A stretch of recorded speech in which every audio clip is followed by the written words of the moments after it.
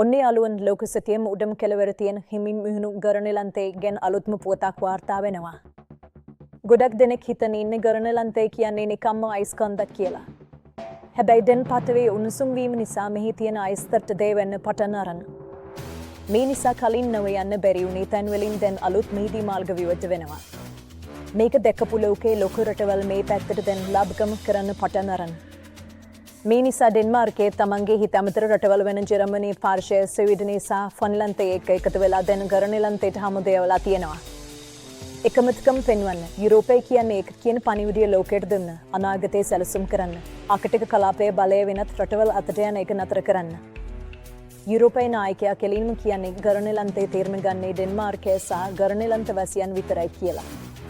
මේක හරියට තමන්ගේ ගෙවත්තට පටාය ඇතුළු වෙන එක නවත්තන්නේ ලොකු විටක බඳනවා වගේ වැඩක්.